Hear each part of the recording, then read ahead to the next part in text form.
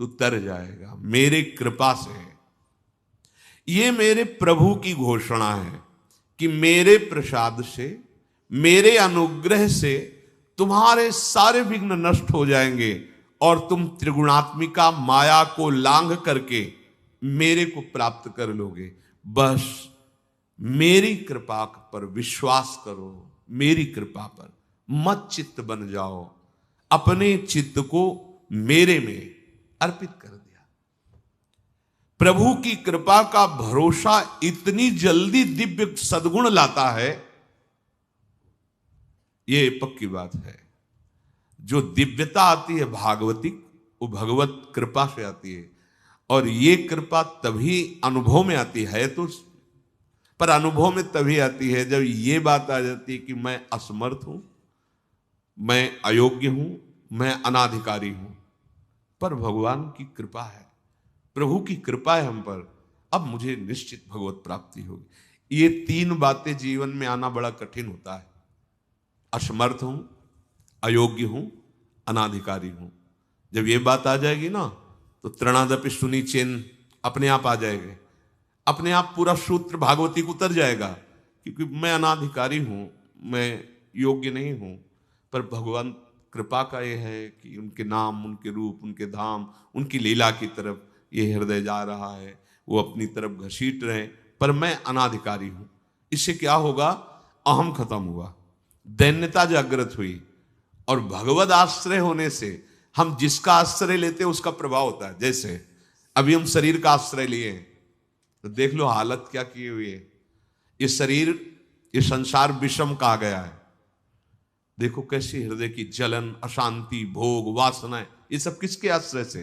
शरीर आश्रय से।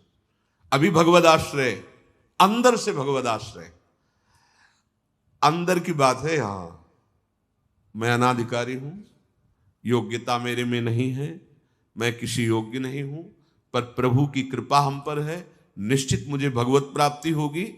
कह रहे इसका इतना बड़ा प्रभाव है कि इसमें जो सामर्थ्य जागृत होती है, भागवतिक सद्गुण जागृत होती है, वो किसी साधना से नहीं, इससे बढ़कर कोई दूसरा उपाय नहीं है।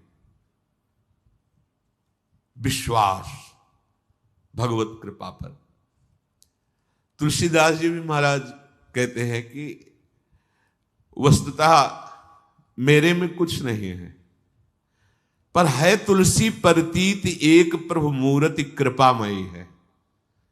मेरे में ऐसा कोई सद्गुण नहीं कि मैं अपने प्रभु को रिझा सकूं, पर यह विश्वास है कि मेरे प्रभु कृपा में है, कृपा मूर्ति है। अपने साधनों पर जो विश्वास करता है, अपनी जितेंद्रियता पर जो विश्वास करता है, वो गिर सकता है। लेकिन जिसको अपनी अयोग्यता का भान हो गया है और प्रभु का भरोसा हो गया है, उसे कोई नहीं गिरा पाएगा, पक्का। बच्चा बन जाओगे, अयोग्य हूं, पर आपका भरोसा, तो कोई प्रश्न नहीं आएगा जीवन में। अगर प्रश्न आता है तो आप वाणी से बच्चा कहते हो, लेकिन अंदर अहंकार है, वो अंतर्यामी सदगुरु जानता है। मोमन कबहु तुम्हें ही ना लागो, ज्यों छल छाण स्वभाव निरंतर रहत विषय अनुरागो। अगर हम अपने साधन की बात करें तो वह अच्छा साधन तो विषय का कर रहा है मन। देखो हम कभी पद्मासन लगा के किसी विषय का ध्यान नहीं करते, बहुत सुंदर बात। मोमन कबहु तुम्हें ना लागो, ज्यों छल छाणी स्वभाव निरंतर रहत विषय अनुरागो। भक्ति में तो छल कर रहा है, लेकिन विषय चिंतन में छल नहीं कर रहा है, ईमानदारी से सच्चाई से विषय चिंतन कर रहा है। मेरा मन हे प्रभु कभी आप में ऐसे नहीं लगा जैसे विषय में ये छल छाड़ कर स्वाभाविक लगता है। विषय में कभी किसी को मन लगाना नहीं पड़ता है। देखो, विषय में कभी किसी को मन लगाना नहीं पड़ता, स्वाभाविक लगा रहता है, निरंतर लगा रहता है और अटल लगा रहता है। देखो, अटल का मतलब बस वो यही शब्द स्पर्श रूप रस गंध, इन्हीं में घूमेगा। कभी वो हट करके ऐसे प्रभु में लगा जैसा विषयों में लगा है। ज्यों छल छाण स्वभाव निरंतर रहत विषय अनुराग्यो। मेरे मन की दशा, मेरे इंद्रियों की दशा आपके अनुकूल नहीं है प्रभु, ये विषय के अनुकूल है। पर प्रभु मेरे मन में एक विश्वास हो गया है कि आपकी मूर्ति कृपामयी है और जीभ ने नाम की ओट ली है तुलसी परतीत एक प्रभु मूर्ति कृपामयी है और नाम की ओट जीभ ने ले ली है, बस अब सब कुछ हो जाएगा। चौथी बात, प्रत्येक प्राणी में, संसार की प्रत्येक वस्तुओं में मेरे प्रभु समाये हुए हैं। यहां सिद्धावस्था आती है। ये तीन बातें बहुत जोर की। पहली भगवत स्मृति, इसी में सब कुछ हो जाता है, पर बड़ा कठिन है, इसलिए नाम जप जिह्वा के द्वारा, उसमें भी बहुत, कहां रोज नाम महिमा सुनते हैं, इतनी प्रीति कहां हो रही। तो बोले तीसरी बात पकड़ लो कि हम पर प्रभु की बहुत कृपा है और भगवत कृपा से मुझे इसी जन्म में मुझे भगवत प्राप्ति होगी। चौथी बात, ये बहुत ही आवश्यक है, क्योंकि अगर ये नहीं तो भजन करना कठिन, बचाना कठिन, पचाना कठिन। इससे भजन तुम्हारा पच जाएगा, तुम सिद्ध हो जाओगे। जैसे चावल सिद्ध हो जाता है तो कहीं भी दबाओ, उसमें कड़ापन नहीं रहता। ऐसे जो सिद्ध हो जाता है तो उसके हृदय में कठोरता नहीं रहती, प्रेम से द्रवित हृदय होता है। कठोर हृदय में ही काम क्रोध लोभ मोह मद मत्सर रहते हैं, शुष्क हृदय में, द्रवित हृदय में नहीं रहते। प्रत्येक प्राणी, संसार के प्रत्येक वस्तु में मेरे भगवान विराजमान है। कोई ऐसी जगह नहीं जहां भगवान ना हो। ये बैठालना है, हमें दिखाई दे रहा है, माइक है, दिखाई दे रहा है ये, लेकिन जब सृष्टि नहीं थी तो माइक नहीं था। जब सृष्टि नहीं रहेगी तो माइक नहीं रहेगा। बीच में माइक जो दिखा रहा है कौन?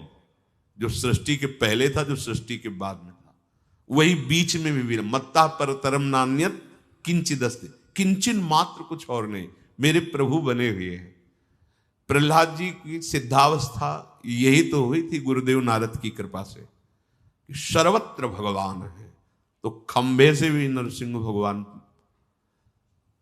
नामदेव जी कुत्ते से भगवान को प्रकट कर लिया, श्वान में भी भगवान, भूत में भी भगवान।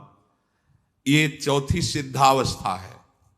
उपासक को ये विचार हर समय रखना है कि हमारे सामने जो वस्तु है इस रूप में भगवान ही है, कुछ भी ऐसा नहीं, सब कुछ स्वयं भगवान बने हुए हैं। सच्ची बात है, वही बने हुए हैं। ये छुपा छुपी का खेल खेल रहे हैं, बस आपको पहचानना है। मैं फिर दोहरा के बात कहता हूं, आप इस बात को पकड़ लीजिए। आपके सामने कोई भी कार्य की वस्तु आए या व्यक्ति आए या दृश्य आए, आपको सबसे पहले उसमें भावना करनी, मेरे प्रभु विराजमान।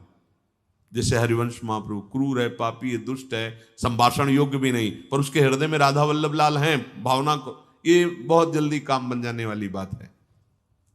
मानो आप गृहस्थ में, आपका लड़का सामने आया, आपकी पत्नी सामने आए, आपके कोई मित्र सामने आए, आपको पहले याद करना है इनके हृदय में राधा वल्लभ लाल विराजमान। वस्तुता वही है पूरे, पर हमें पहली भावना करनी है। ये वृक्ष सामने, ये वृक्ष तो है, पर इस वृक्ष के अंदर प्रभु हैं। अगर प्रभु ना होते तो इसकी सत्ता ही नहीं है, प्रभु विराजमान है।